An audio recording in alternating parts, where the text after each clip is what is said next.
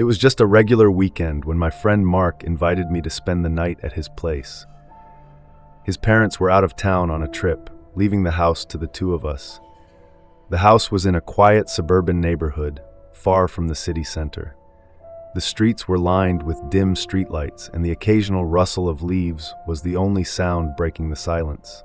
After dinner, we sat in the living room playing video games, the night creeping into the early hours of the morning. Around 1 a.m., the world outside was pitch black, and the wind outside howled softly. Suddenly, there was a faint knock at the door. At first, we thought it was just the wind or maybe an animal, and we ignored it. But then, a few minutes later, the knock came again, louder this time, more deliberate. Mark stood up, walked to the front door, and looked through the peephole. He shrugged and said, "There's no one there. Maybe it was just nothing." We went back to gaming, but the uneasy feeling lingered. It was around 2 a.m. when the knocking resumed, this time more insistent, like someone was trying to get our attention. Mark checked the door again, but still, no one was there. He joked that maybe it was a prank, but I couldn't shake the feeling that something was wrong. Our neighbors were mostly older folks. Who would be messing with us this late? Then the knocks turned into loud banging, as if someone was trying to break down the door. I stood up and walked over to the window, cautiously peeking through the curtain. My heart nearly stopped. I saw a figure standing at the door. He wore a tattered black jacket, his face hidden in the shadows. The man just stood there, completely still, staring at the door as if waiting for something. "Mark," I whispered, "there's someone out there." Mark rushed over to the window and his face turned pale. He tried to stay calm. "I'll call the police." But when he pulled out his phone, things got worse. We had no signal. No matter how hard we tried, the call wouldn't go through. "Damn, the signal's always bad around here," Mark muttered, wiping the sweat from his forehead. We had no choice but to wait and hope that the stranger would leave on his own. But the banging didn't stop. Then, suddenly, everything fell into a terrifying silence. No sound from outside, no more banging. The man seemed to have disappeared. We exchanged nervous glances, both of us too afraid to move. Then, from the back of the house, we heard it, the faint sound of a doorknob turning. Someone was trying to get in through the back door. "He's at the back!" I shouted, my voice trembling. Mark quickly rushed to lock all the doors and windows, but we could hear the footsteps outside, slow and deliberate, moving closer and closer. Each step sounded like it was being dragged out, creating a sickening sense of dread.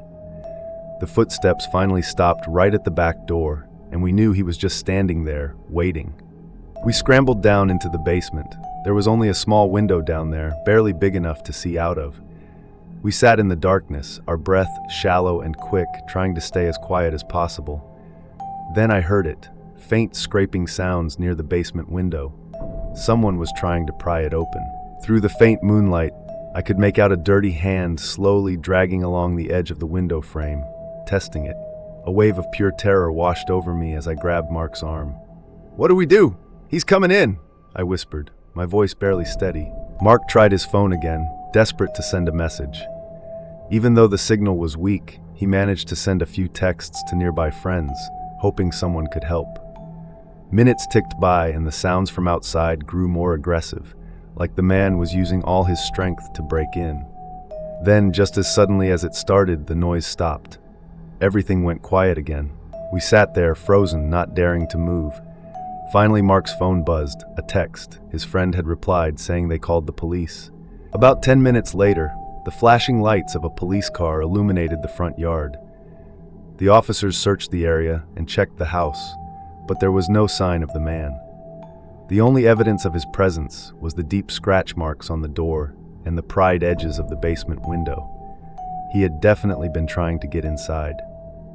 We gave the police as many details as we could, though we hadn't seen the man's face clearly in the dark. The officers reassured us they would increase patrols in the area, but they also hinted it might have been just a homeless man looking for shelter. But I wasn't convinced. A few days later, we heard that another house in the neighborhood had been broken into late at night under similar circumstances. The intruder had left no traces behind, and no one had seen his face. It was eerily similar to what happened to us. That night changed me. I realized that even in the quietest suburban neighborhoods, danger can be lurking just outside your door, watching, waiting. And that feeling, that sensation of being watched, has never left me since.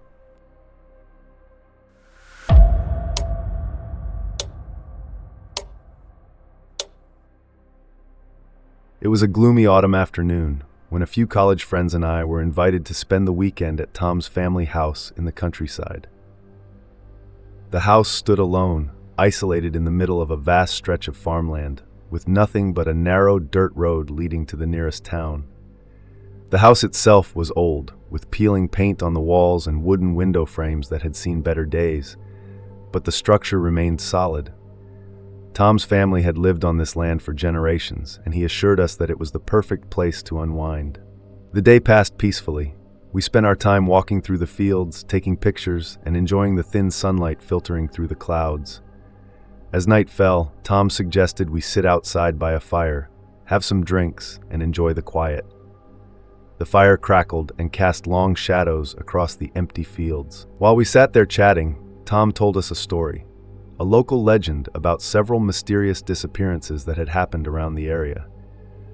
According to him, people said a homeless man had gone missing nearby years ago, and that his spirit still roamed the fields.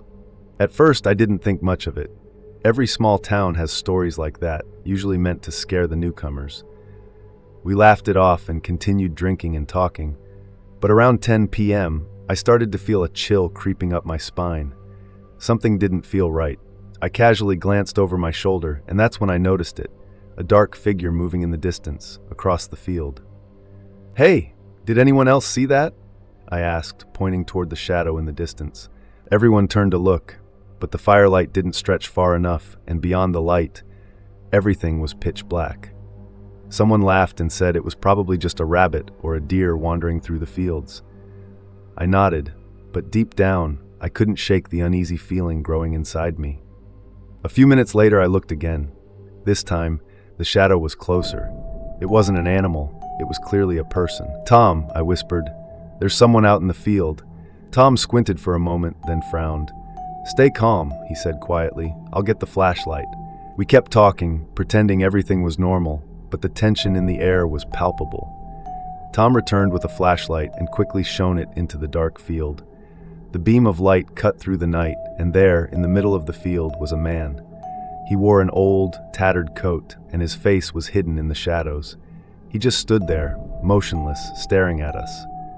"Who are you?" Tom shouted, trying to sound firm. He aimed the flashlight directly at the man, but the figure didn't move. He didn't speak. He didn't do anything. It was as if he hadn't even heard Tom at all. "Should we call the police?" I whispered to Tom, my voice shaky. "Maybe," Tom said, uncertain. "But he might just be a drifter." He switched off the flashlight, signaling us to stay calm and see if the man would leave on his own. We went back into the house, but the mood had shifted. No one could relax, and the conversations became sparse, filled with nervous glances toward the windows. I couldn't help myself. I walked over to the window and peeked outside. The man was still there. He hadn't moved. He was still watching us. After about 15 minutes, Tom cursed under his breath. He picked up his phone, ready to dial the police, but just as he did, the lights in the house flickered and then went out. The entire house plunged into darkness. "Power outage?" someone asked, but I could hear the fear in their voice. I pulled out my phone to use it as a light, but when I glanced at the signal, nothing. We were completely cut off from the outside world. The only sounds now were the wind, and faintly, something that sounded like footsteps. "He's still out there, isn't he?" I asked Tom, trying to steady my voice. Tom moved to the window again and carefully pulled back the curtain. I watched as his face drained of color. "He's closer," Tom said, his voice barely a whisper. "He's about 10 feet from the house." Then we heard it, soft, deliberate footsteps crunching in the dirt outside. The man was no longer standing still. He was walking toward the house. "Lock all the doors!" Tom shouted, and we scrambled to secure every door and window we could find. The footsteps grew louder, now right outside. They stopped at the window. We all stood frozen, holding our breath, and then we heard it, a light tap on the window pane, followed by a low, unsettling chuckle. The laugh was quiet but haunting, cutting through the silence like a blade. No one moved, No one spoke. The man was just outside, tapping on the glass as if he were testing it. His hand slid across the window, leaving smudges in its wake, marking his presence. Just when it felt like we couldn't take it anymore, a distant sound broke the tension, the wail of police sirens. Almost immediately, the tapping stopped. We heard hurried footsteps outside, and then silence. A few minutes later, the police arrived. Tom explained what had happened, and they searched the fields and nearby roads, but found nothing. The man had disappeared as quickly as he had come. The only evidence that he had been there at all was the smudged fingerprints on the window. After the police left, none of us could sleep. We packed up early the next morning, just as Tom's parents returned. When they heard about the night before, they looked troubled. Tom's father explained that, years ago, a homeless man had indeed gone missing in the area. He was known to wander the fields, and some locals believed his ghost still lingered, though no one ever found his body. I don't know if the man we saw that night was him, but I'll never forget the way he just stood there, watching us. Even now, long after leaving that house, I sometimes feel like I'm being watched, especially when the night is dark and the world is silent.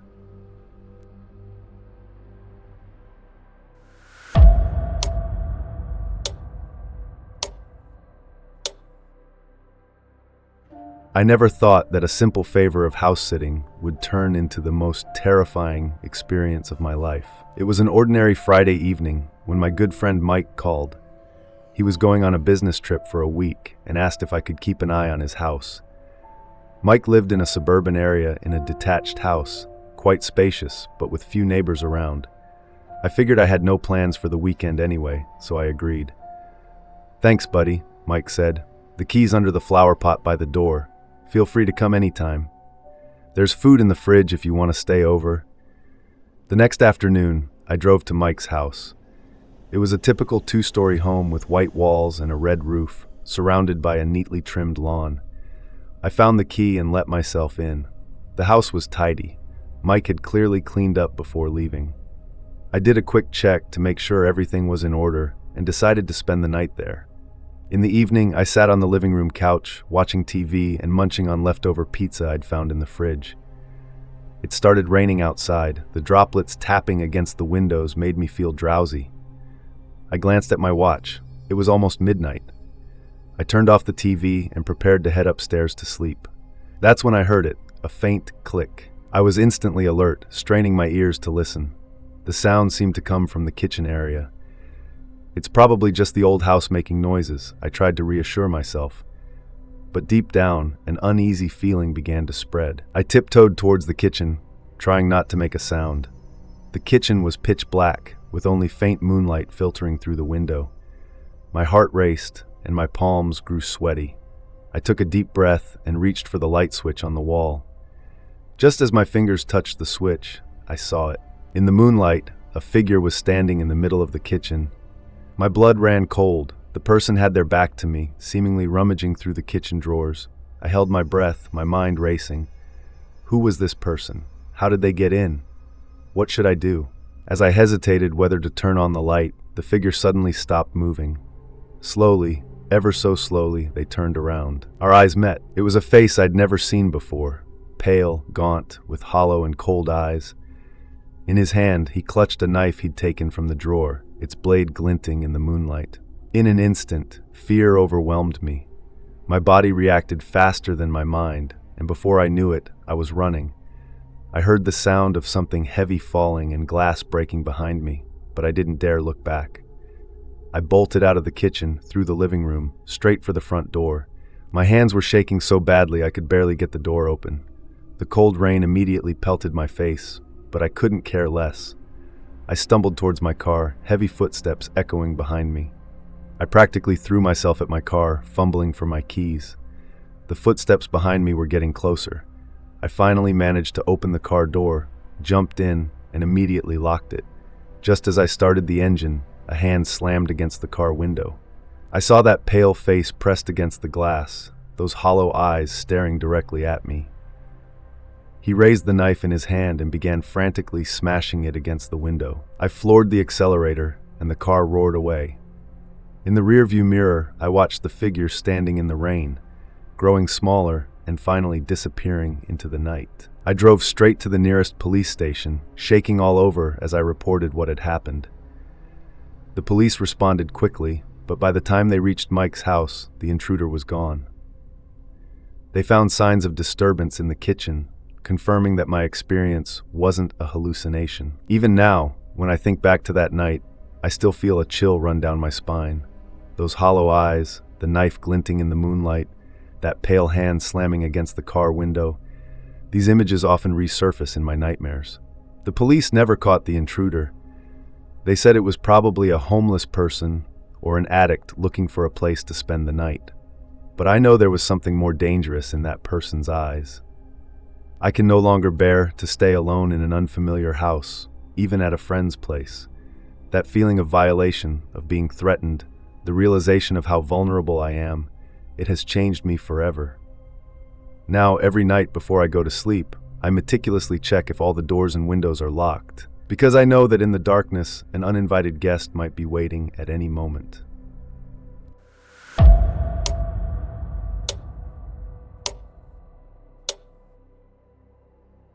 It was an autumn weekend last year when a group of friends and I decided to head out to the mountains for a short getaway.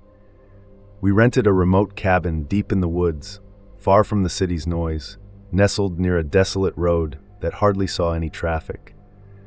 The cabin was surrounded by dense trees, the kind of place that was so quiet and isolated it felt like we were cut off from the rest of the world.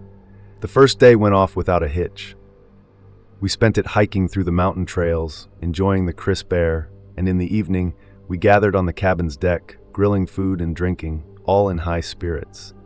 As the night crept in, the woods around us grew eerily quiet.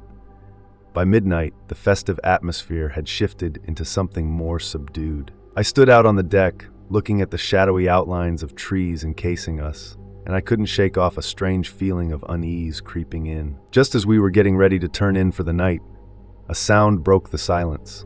A low rumbling, the sound of gravel crunching under tires.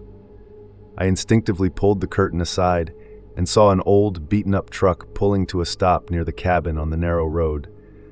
The truck looked worn and out of place, its headlights still on, casting harsh beams of light over our front yard. Through the windshield, I could make out the vague outline of someone sitting in the driver's seat, unmoving, staring directly at the house. The unease I'd felt earlier now turned to a cold knot in my stomach. I quickly called my friends over, and soon we were all huddled by the window, watching that truck. We couldn't see the driver clearly, but he, or whoever it was, didn't make any move to get out of the vehicle. He just sat there, as if observing us. Minutes passed, but he made no attempt to leave. Tension filled the room. We whispered theories about what he might want. Maybe he was lost or needed help. But something about the way he sat there in the dark truck felt off. I had a strong gut feeling that whoever this was, he wasn't lost. We were in the middle of nowhere, after all, and it was far too late for casual visitors. Just when we were debating whether to go out and check or wait, the truck's headlights suddenly turned off, plunging the front yard into darkness. The truck seemed to vanish into the night. The weight of the silence that followed was almost unbearable. We stood frozen, no one daring to move or speak, all of us acutely aware of how alone we were. Then we heard it. Footsteps, slow, deliberate, crunching over the gravel as someone approached the cabin. The sound was unnervingly slow, each step dragging out, as if the person was in no rush at all, fully aware of the fear he was instilling. My heart pounded in my chest. The footsteps got closer, finally stopping at the front door. We immediately locked the door, holding our breath as we stood behind it, listening for any sound. On the other side, the presence of the man felt palpable, as though he was just inches away, separated from us by nothing more than a thin wooden door. The air in the room grew thick with tension. I could almost hear everyone's heartbeats alongside my own, racing with the fear of what might happen next. Suddenly, the lights in the cabin flickered, then cut out completely. The house was thrown into absolute darkness. We fumbled for our phones, using the dim light from the screens to see, but outside, the footsteps resumed. He was walking again, slowly, around the perimeter of the cabin, as though inspecting it, searching for a way inside. The sound of those steps was maddening. It felt like he was in no rush, taking his time to terrify us. My hand was shaking as I tried to call the police, but there was no signal. The mountains had blocked us off completely. We were on our own. Then came a new sound, a soft tapping at the front door. It wasn't knocking, more like the gentle scratching of fingernails on the wood. The tapping continued, slow and deliberate, as if he was testing the door, trying to provoke a response from us. My body tensed as I listened to it, each soft scratch sending a chill down my spine. And then, from just outside, we heard something worse, a low, guttural laugh. It was quiet, but in the stillness of the night, it was the most horrifying sound I'd ever heard. The laugh was slow, deep, and filled with a twisted amusement, like he was enjoying our terror. We were all frozen in place, too scared to make a sound. The laugh trailed off, and the tapping stopped. For a moment, everything was silent again. We didn't dare move, waiting for the next horrifying noise. But instead there was nothing, just an eerie, suffocating quiet, as if the man had disappeared. I cautiously peeked through a corner of the window, but I couldn't see anything in the darkness outside. It was as if the man had never been there. Just as we began to think he might be gone for good, a faint sound reached us, the distant wail of a police siren. Relief washed over me, but that relief was short-lived. The moment the sirens became audible, the footsteps returned, this time fast, as though the man was running back toward the truck. By the time the police arrived, the man and his truck were gone. We explained what had happened to the officers, and they scoured the area, but they found nothing. No truck, no man. All that was left were a few scattered footprints around the house, barely visible in the dirt. The whole event seemed like a nightmare, too surreal to comprehend. But I could still hear that laugh in my head, echoing, haunting. None of us slept that night. When the sun finally rose, we packed our things and left the cabin early, ending the trip ahead of schedule. A few days later, I saw a news report. An old truck, just like the one we'd seen, had been linked to a series of murders in the mountains. The police were still searching for the driver, but no leads had been found. The truck and its owner had vanished into thin air. Even now, back in the safety of the city, I can't shake the feeling that the man is still out there, watching, waiting. That night, his laugh, his presence, still lingers in the corners of my mind, reminding me that sometimes real horror doesn't disappear. It just hides, waiting for its next chance to emerge.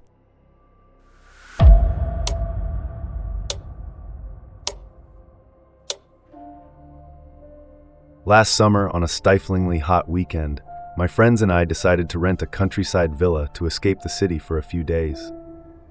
The house we found was located far out in the fields, surrounded by vast open land with no neighbors in sight. It was an old place, with peeling paint on the walls and cracked wooden window frames, giving it an abandoned, eerie feel. Still, the house was spacious and affordable, so we didn't think much of it. The landlord mentioned the place needed a bit of repair, and a handyman would be coming during the day to fix some broken pipes. As the sun began to set and the air cooled, we sat outside, enjoying the slight breeze. Just as dusk was settling in, the handyman arrived. He was a man in his mid-40s, thin, with tanned skin, wearing a faded blue work jumpsuit. There was something unsettling about him. He avoided making eye contact and barely spoke, giving us a quick nod before going straight into the house to begin his work. While we stayed outside chatting, I couldn't shake the feeling that something was off about him. Every time I glanced his way, he seemed to be watching us from the corner of his eye, but the moment we looked back, he'd turn away, as if he didn't want to be caught staring. Hours passed, and as night began to fall, the sound of his footsteps echoed through the house.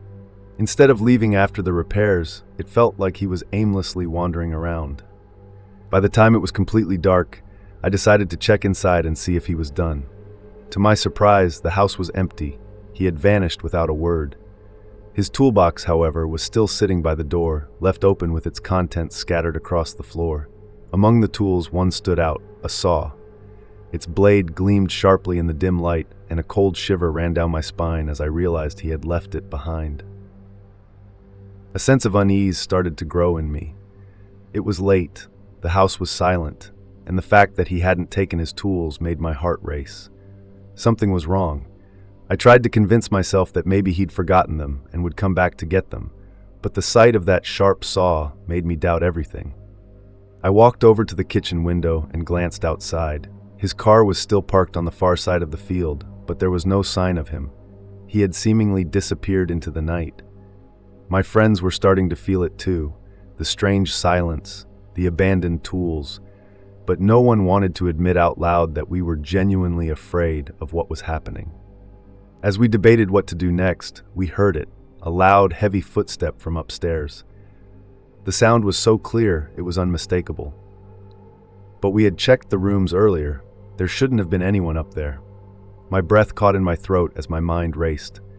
The footsteps continued, slow and deliberate, like someone was pacing back and forth. Fear gripped the group. We stood frozen, listening intently, the heavy footsteps growing louder with each passing second. Then, just as suddenly as they started, they stopped. The silence that followed was suffocating, making every creak and shift in the house feel ominous. We didn't dare to go upstairs. Instead, we whispered among ourselves, hoping it was just our imagination playing tricks. One of my friends, Nathan, suggested we check the basement. Maybe the handyman had gone down there and forgotten to tell us. Though we all felt uneasy, we agreed. Armed with flashlights, we cautiously made our way to the basement door.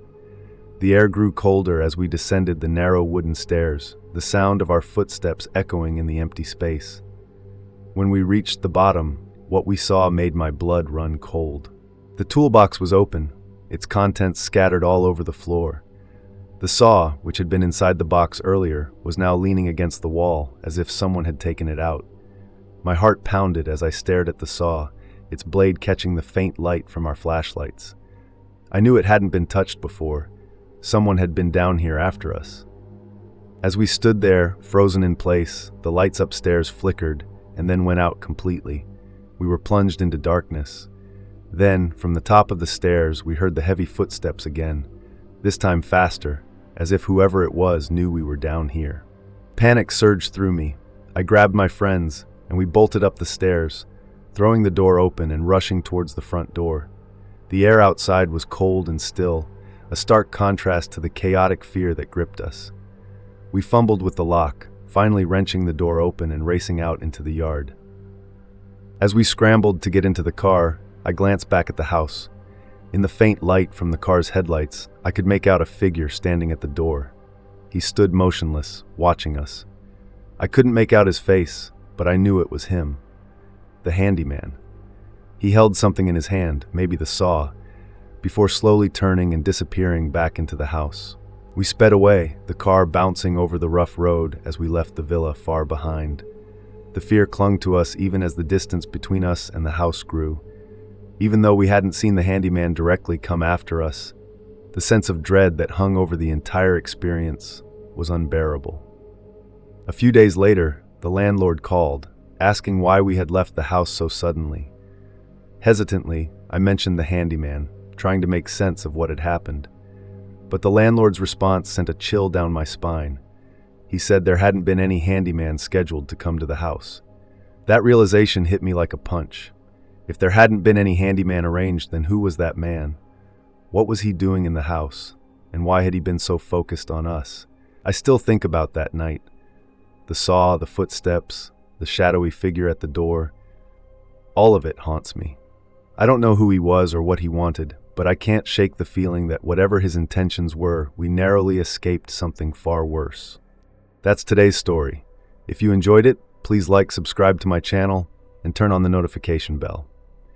Thank you for watching, and see you next time.